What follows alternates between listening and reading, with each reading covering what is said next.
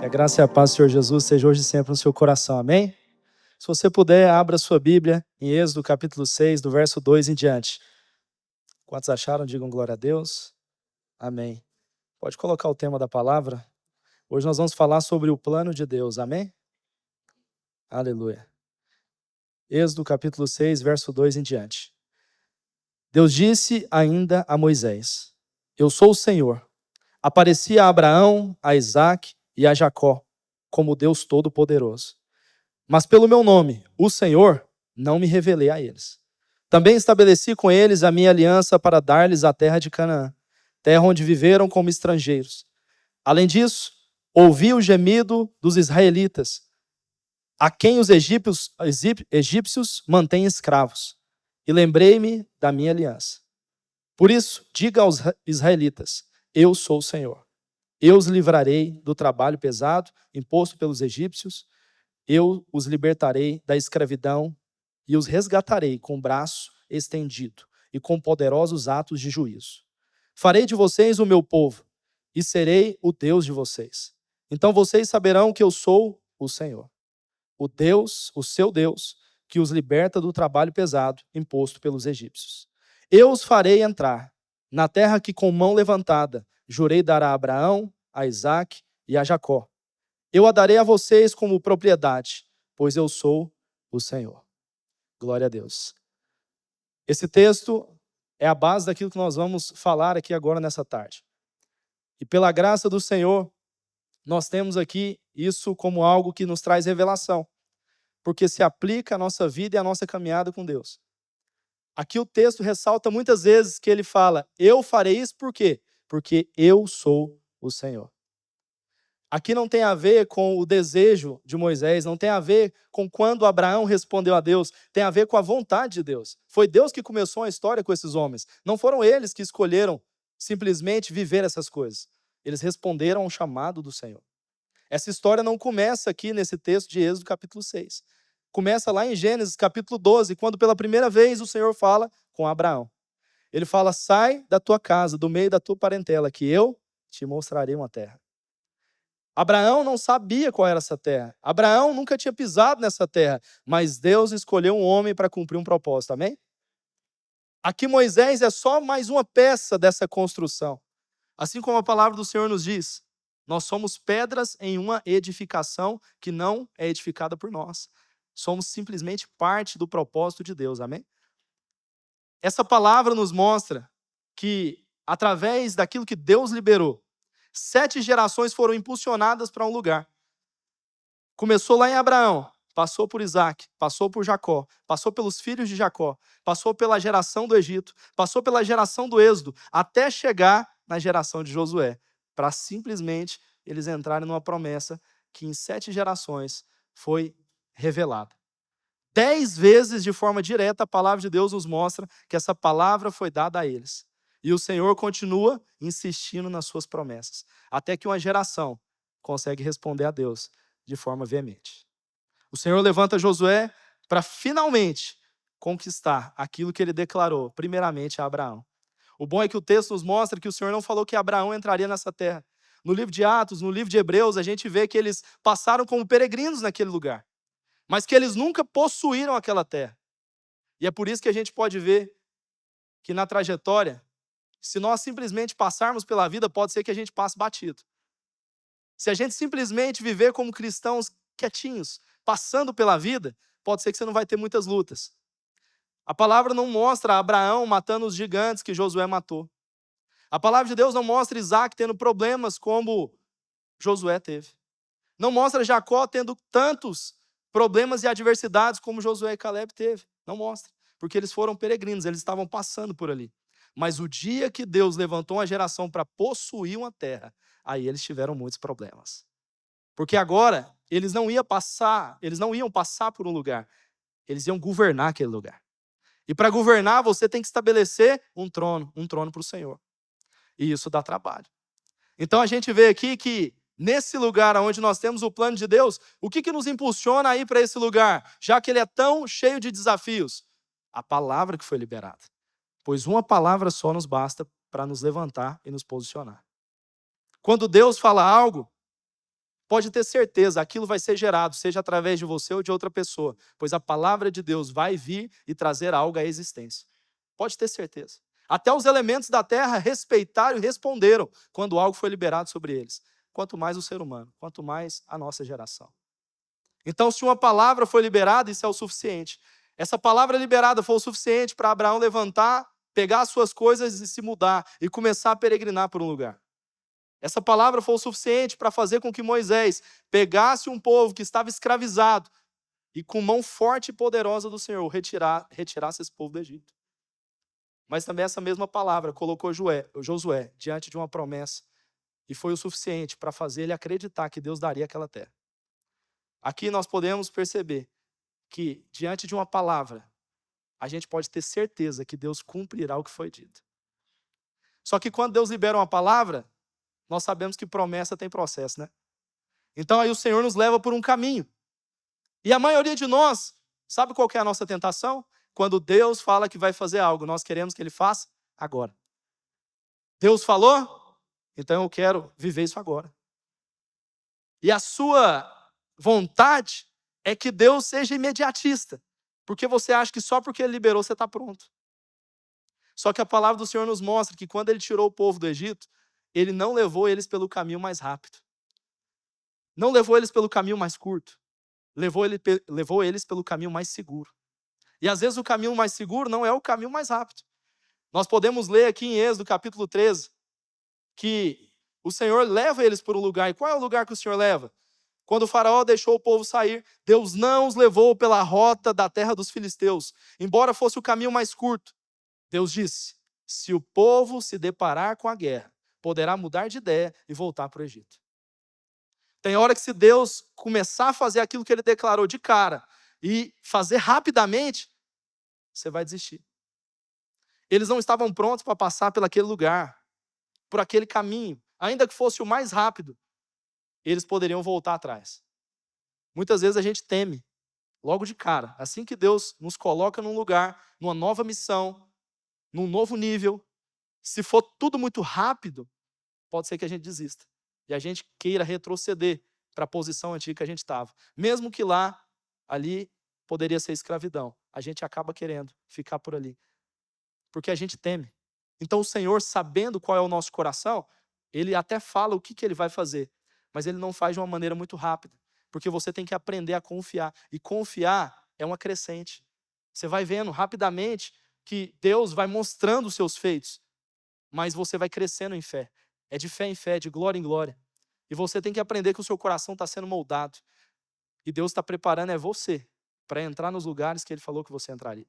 Aqui, quando a gente vê esse povo se deparando com um lugar aonde o caminho seria mais longo, pode ser que ali foi que começou a murmuração. Só que a gente vê através desse texto também que o Senhor, Ele foi bondoso. Conhecendo o seu povo, Ele falou, o meu objetivo não é que eles vá só até aqui. É que eles possam ir até o fim. Que eles possam chegar até o lugar que eu prometi. E para que isso aconteça, eu vou ter que privá-los de acelerar o tempo. A gente percebe que tanto Abraão quanto Moisés, como líderes que lideraram o povo, eles tentaram de alguma maneira, mesmo sendo homens de Deus, colocar a mão num lugar que Deus não mandou. Abraão, ouvindo a promessa que ele seria pai de multidões, ele falou, então eu preciso de um filho. Deus falou que eu vou ter um filho, eu preciso fazer um filho. Ele vai e se deita com Agar e gera Ismael. Era a vontade de Deus que ele tivesse um filho? Era. Mas daquela maneira? Não. Então a gente também tem que aprender a se discernir. A palavra do Senhor diz que Ele nos dá um querer, mas Ele também realiza. Há uma vontade no nosso coração, mas o realizar vem pelo Senhor também. Quando Moisés, em primeira instância, responde a Deus e bate na rocha, sai água, e era o método que Deus deu naquela época. Só que tempos depois há uma sede novamente. E Moisés, apegado ao método antigo, ouvindo em primeira instância, sendo obediente, ele até fala a rocha. Porque a segunda ordenança é, fala a rocha.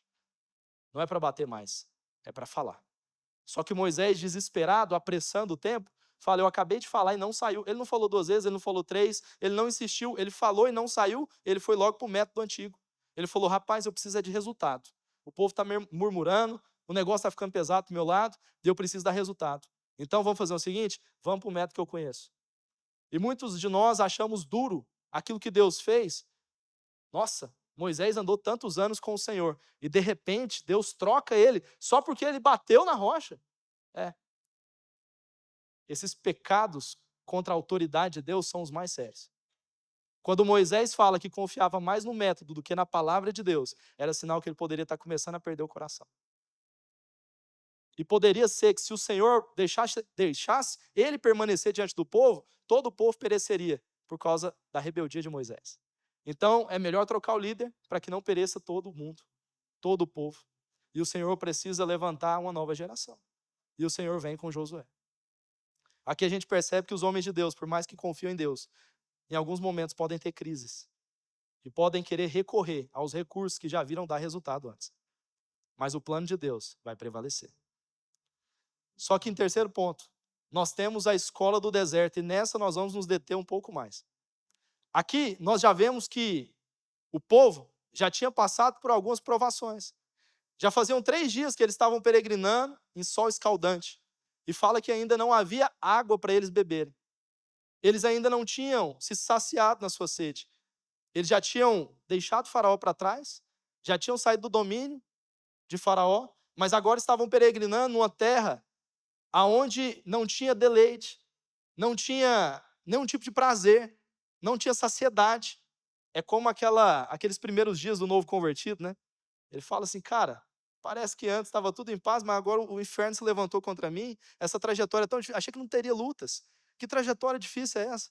E a gente começa a ver as dificuldades vindo. Só que aí, de repente, 3 dias depois, a ciência nos mostra, né, que o corpo do ser humano pode sobreviver de 3 a 4 dias sem água. E depois disso, ele já vai ter uma falência múltipla de órgãos. Agora, imagina no deserto. Em 3 dias, eles já estavam a ponto de morrer. Eles estavam nas últimas. Agora imagina você está na crise, está tudo ruim, e de repente Deus te mostra a solução. Águas bem na minha frente. Aí você fala, agora eu estou salvo. Agora chegou a minha hora. Agora vem um bálsamo na minha vida. Aí eles se deparam com as águas de Mara. As primeiras águas que esse povo prova eram águas tão amargas que eles não conseguiam beber. As águas de Mara pareciam a solução. De longe parecia que era a saída. Mas quando eles chegaram perto, eles viram que ainda era parte do processo. Ah, mas Deus está sendo maldoso. Colocar eles logo de frente para as águas de Mara, porque já não deu uma água que fosse boa para eles beberem? Porque Deus precisava deixar eles beber as águas de Mara. A palavra de Deus não nos fala, mas nós podemos ver, através dos historiadores, falando o que tinha naquelas águas. Qual que era a trajetória deles? Deserto. Qual era o lugar que eles iam peregrinar? Pelo deserto. O corpo ia ficar bem desgastado, certo? O corpo ia se lascar todinho. Deus pensou no quê? Eu preciso fortalecer o corpo desse povo. As águas de Mara eram amargas porque elas tinham muito cálcio. E elas tinham muito magnésio. E pela alta concentração, eram ruins de beber. A palavra não fala que essas águas não eram para se beber. Falam que eram ruins de se beber. E quando eles encontram essas águas, vendo esse bálsamo da parte de Deus, eles vão lá provar e ver que é amarga. E muitos deles começam a murmurar, falando, agora lascou. A gente achou que ia dar tudo certo agora, e agora essas águas são amargas. Mas Deus queria que eles tomassem daquelas águas. Deus precisava que eles tomassem daquelas águas para fortificar os seus músculos, seus tendões, os seus ossos, os seus órgãos, porque a caminhada seria longa. Eles já queriam deparar com bonança logo no início, mas Deus falou, eu preciso de dar águas amargas para vocês. O que vai curar as comidas que vocês comeram no Egito, já viu quando você passa mal do estômago, você tem que tomar um boldin? O boldin faz bem. As coisas amargas fazem bem para o estômago. Era um detox que Deus estava fazendo com eles. Quem toma um detox aqui? Não vai adiantar, já tentei. Mas o Senhor fez isso para o benefício deles. E de repente, eles tomando as águas de Mara, como que eles puderam tomar? Murmuraram para Moisés. Moisés orou a Deus. E Deus deu uma saída para eles. Olha o que está escrito. Qual que foi a saída de Deus para que as águas de Mara fossem boas para se tomarem? A palavra do Senhor nos diz que então Moisés, em Êxodo capítulo 15, 25, então Moisés clamou ao Senhor. E o Senhor, ele mostrou o quê? O madeiro. O Senhor mostra o madeiro a Moisés e fala para ele, pega esse madeiro e lança sobre as águas.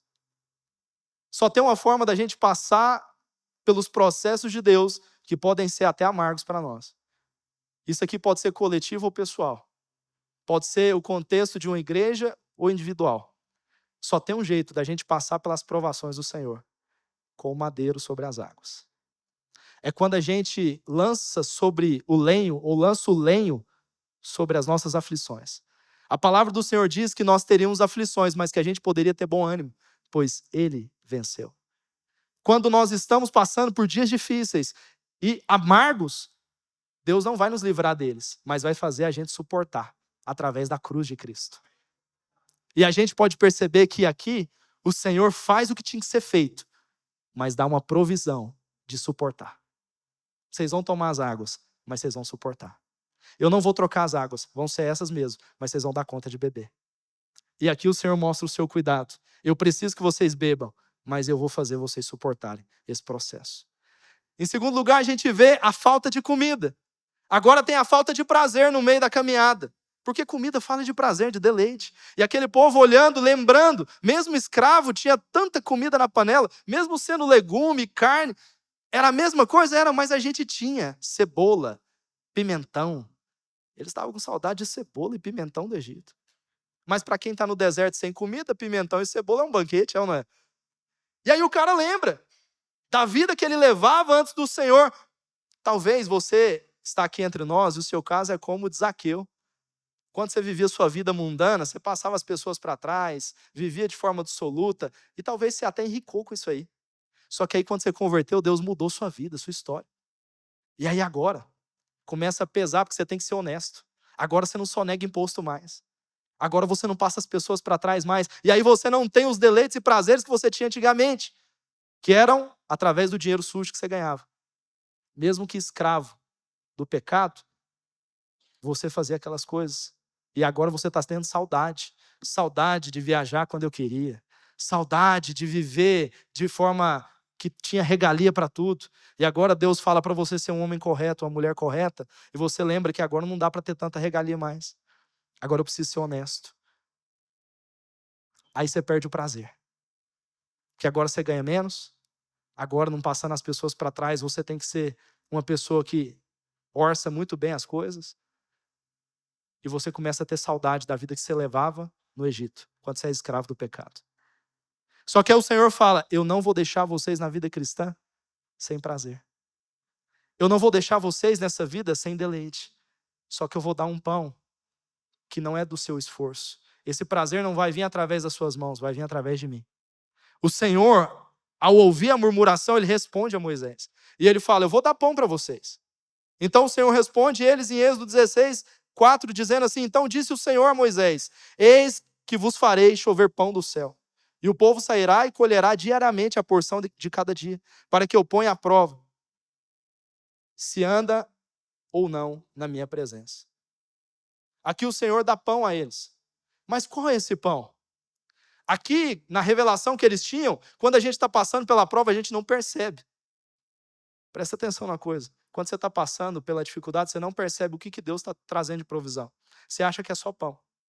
Mas depois, séculos depois, o apóstolo Paulo nos mostra, e o apóstolo João nos mostra, algumas trajetórias. E, em primeiro lugar, a gente vê o que João diz. O que foi esse pão que alimentou esse povo? Qual era o maná que caiu do céu? Foi o maná que está descrito em João 6,31. Não foi Moisés quem vos deu o pão do céu.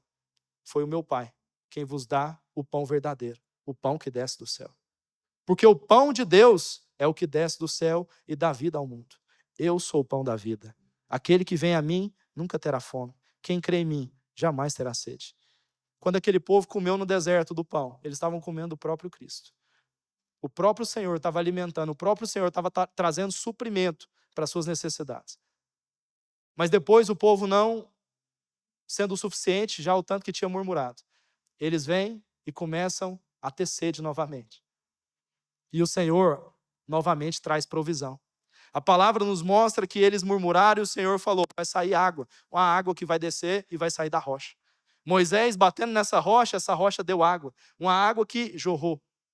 E eles puderam ser saciados. A palavra também nos mostra que a água natural que eles achavam, que era só para saciar a sua sede, era uma água que jorrava para a vida eterna. Aqui está escrito, o apóstolo Paulo nos fala em 1 Coríntios, no capítulo 10, bebiam da pedra espiritual que os seguia. E a pedra era Cristo. Sabe o que está mostrando aqui para nós, na palavra de Deus? Talvez você nem parou para perceber. Todas as circunstâncias que existem na sua vida, não é jargão de pregador, não é palavra de efeito de pastor. Tudo que você precisa na sua vida é Jesus. Eles tiveram fome, Jesus. Eles tiveram sede, Jesus. As águas eram amargas. O que fazia ser suportável? A cruz de Cristo. Tudo é Jesus. No final, nós precisamos do Senhor. Tem muitos achando que precisam de pão, você precisa de Jesus. Tem uns achando que precisa de água, precisa de Jesus. Outros achando que precisa de livramento, precisa de Jesus. Tudo que você precisa está em Jesus. É Ele quem dá o livramento, as possibilidades, o prazer na caminhada, é o Senhor. Parece muito clichê, né? Mas muitos não andam nessa verdade. Parece que o que nós precisamos está na terra, mas não está. O que nós precisamos não está na terra, está no Senhor. E através da sua bondade, Ele vem e traz provisão da sua parte, da parte dos céus. Às vezes a gente fica olhando para o nosso redor e fica esperando aonde que vai vir. Aonde que Deus vai fazer isso aqui? E Ele está falando, vocês só precisam de mim. Eu sou a resposta para tudo. E aqui a gente vê que, através disso, esses homens começam a entender um pouco mais dos feitos de Deus. Só que a gente não vê eles parando. Eles vêm e murmuram. Quando os espias também vão lá espiar a terra, e agora já estão com Josué, já saíram desse lugar do deserto, estão de frente para a promessa. E agora o Senhor faz o quê? Agora é o seguinte, agora é hora de espiar a terra que eu tenho vos dado. Vamos mandar 12, um representante de cada tribo. Vamos mandar todo mundo espiar? Cada um representando as suas famílias? Vamos. Então vamos mandar eles para a terra de Canaã. Deixa eu mostrar minha promessa para eles. Cada representante podia ter uma ótica diferente. Eu queria que o time de adoração pudesse subir também. Cada geração representada ali, cada família representada ali, poderia ter uma ótica. Só que só tiveram 2 que voltaram com uma perspectiva boa. Josué e Caleb são os únicos que voltam com o veredito correto sobre a terra. Mas é agora que a gente entra no ponto alto da promessa. Quem que prometeu? Quem que falou que ia introduzir eles numa terra? Não foi o Senhor? Então dependia deles? Aquela promessa para se cumprir dependia da capacidade daqueles homens? Eles peregrinaram tantos anos no deserto, vendo que o próprio Deus validou a sua palavra e fez eles prevalecerem. Agora, diante da promessa, não, tem gigante demais. É difícil demais. Quem disse que Deus mandou eles para aquele lugar para avaliar a terra? Quem disse que Deus mandou eles para aquele lugar para eles terem uma perspectiva se entrariam ou não nessa promessa? Quando Moisés manda os seus espias, não era uma missão para que eles pudessem ter fé ou não. Era uma missão estratégica. Agora não é se nós entraremos ou não, é como entraremos. Deus mandou eles lá para olhar estrategicamente, só para que eles pudessem ser pessoas que viram aonde estão a brecha, aonde estão as brechas. Mas ao olhar para a promessa, eles não olharam como entrar na promessa, eles olharam para si e pensaram, somos pequenos demais para algo tão grande, não vai dar certo. O desafio é maior do que nós. Só que o Senhor não olhou, não mandou eles olharem para as falhas deles, mandou eles olhar para as falhas naquele lugar. Por onde que eu vou entrar? Qual que é a brecha para entrar nisso aqui? Qual que é a estratégia para me pisar nessa terra? Quando eles voltam, o veredito não era de estratégia. O veredito é, uns acham que devemos entrar, outros acham que não devemos entrar. Uns têm fé para crer que Deus nos trouxe até aqui, para que a gente possa possuir. Outros acreditam que Deus não está conosco agora. Ele esteve até aqui. Os feitos dele só vão até aqui. A partir de agora, ele já não está conosco mais. 10 dos 12 voltaram com o veredito de que até legal viver isso tudo. Terra muito boa. Mas é o seguinte, a gente vai morrer. Então não vale a pena. Esse gigante vai matar a gente. Nós vamos perecer. Só que Josué e Caleb, quando voltam, voltam com a perspectiva correta. Eles voltam com a ótica e com a fé. Da mesma forma que eles pisaram na terra, eles saem da terra. Deus nos mandou porque Deus quer nos dar. Deus nos mandou porque Ele nos comissionou para estar aqui. Presta atenção numa coisa. Tem muitas pessoas que têm fé para começar, mas na hora que chega o desafio, já começam a duvidar se Deus está nisso ou não. Alguém que fala que começou uma coisa debaixo de uma palavra não pode retroceder quando vier os desafios, porque foi Deus quem deu a palavra. A nossa fé honra a Deus.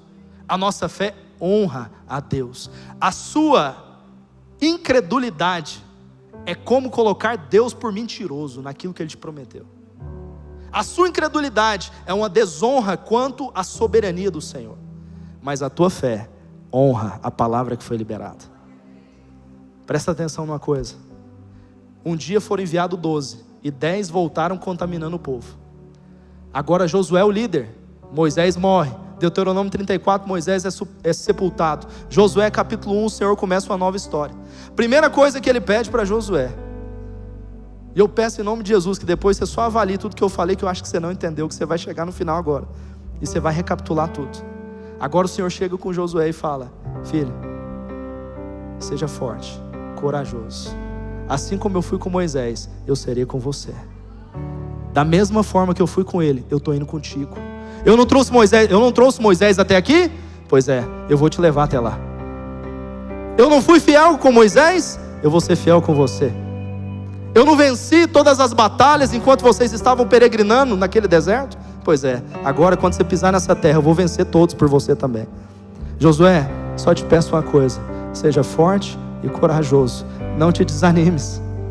Não te desanimes. Agora Josué, sendo o líder do povo, sabe o que ele percebe? Não vou cometer o erro que Moisés cometeu. Tem uma hora que dá para levar todo mundo, mas tem hora que Deus nos manda para uma missão que só tem que levar quem crê. Então eu vou mandar só 2 para ir lá espiar a terra de Jericó. Os historiadores e alguns rabinos falam que os 2 que foram enviados era Finéias, neto de Arão, e o outro era Caleb, o braço direito de Josué. Tem hora que dá para levar todo mundo, mas tem hora que Deus fala: ei, para, eu não preciso de 32 mil homens.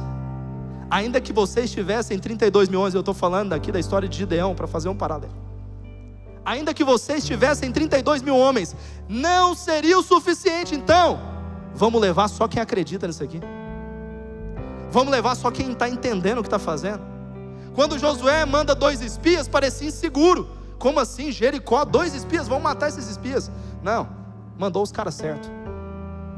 Mandou os caras certos. Quando eles voltam, não tem veredito ruim. Não tem ninguém inflamando o povo. Não tem ninguém falando que não é possível. Tem 2 caras cheios do Espírito falando: subamos e possuamos a terra. Certamente o Senhor está entregando Jericó nas nossas mãos. Tem hora que não é esse inchaço de pessoas, é só os que creem. Igreja Emaús, sabe o que eu acredito?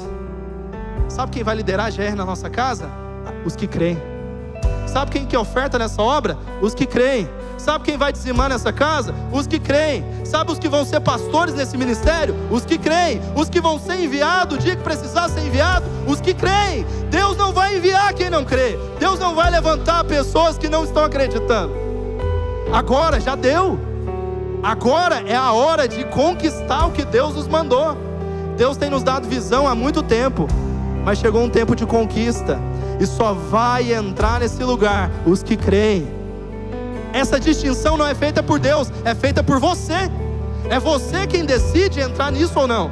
É você quem decide ter o seu coração incendiado e ter a fé para permanecer na palavra que foi liberada.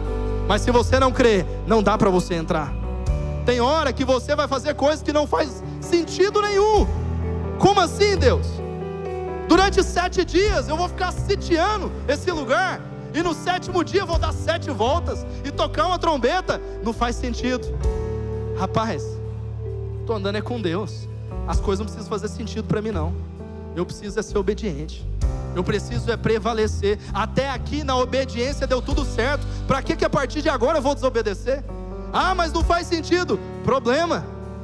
O justo não anda pela razão, o justo anda pela fé. É no coração. Assim como a paz que Ele coloca em nós excede o entendimento, ela vai além da razão.